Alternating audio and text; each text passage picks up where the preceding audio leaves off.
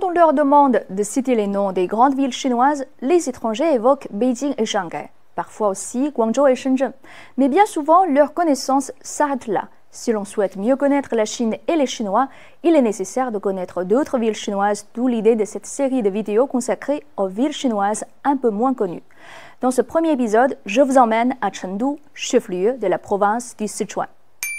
Situé dans le sud-ouest de la Chine, Chengdu est connu pour les pandas géants, sa cuisine pimentée et sa douceur de vivre. Depuis quelques années, son rythme de vie moins stressant est très prisé par les Chinois. Environ 6 millions de personnes ont choisi de vivre là-bas ces 10 dernières années. Avec ses nouveaux habitants, Chengdu est devenue l'une des 4 villes chinoises dont la population dépasse les 20 millions. Les 3 autres villes sont Beijing, Shanghai et Chongqing, qui sont toutes des municipalités relevant directement de l'autorité centrale, c'est-à-dire des villes-provinces. Avec plus de 20 millions d'habitants, Chengdu est incontestablement une grande métropole. Mais quels sont ses piliers économiques? Où travaillent ses habitants? Il y a d'abord le secteur aéronautique avec la très grande entreprise Chengdu Aircraft Industry Group. Fondée en 1958, elle est connue pour la fabrication d'avions de combat dont le J-20, l'avion de chasse furtif de dernière génération. Elle produit également des avions et des pièces détachées pour l'aviation civile.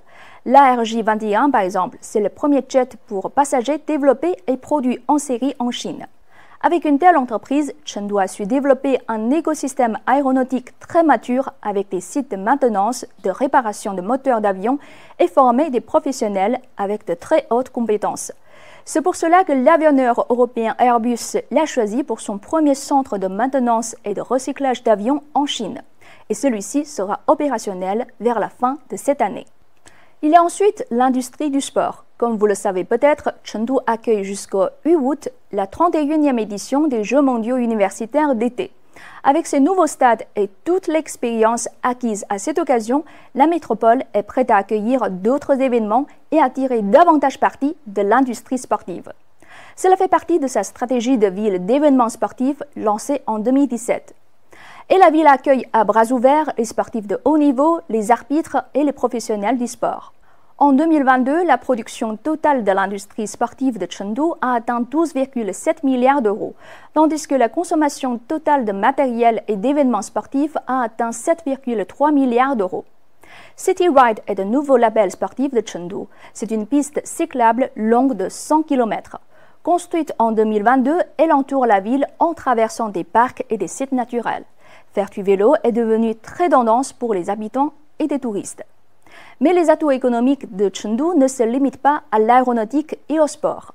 Grâce à l'initiative Ceinture et Route, Chengdu, qui se trouve dans l'ouest du pays, est devenu un nœud logistique international car il est plus proche de la frontière ouest de la Chine et donc plus proche des pays de l'Asie centrale, de l'Europe et de l'Afrique. Le train de fret Chine-Europe est un bon exemple. Au premier semestre 2023, le nombre de trains Chine-Europe au départ de Chengdu et de Chongqing, l'autre métropole de la région, se classait au premier rang dans le pays avec 2732 trains.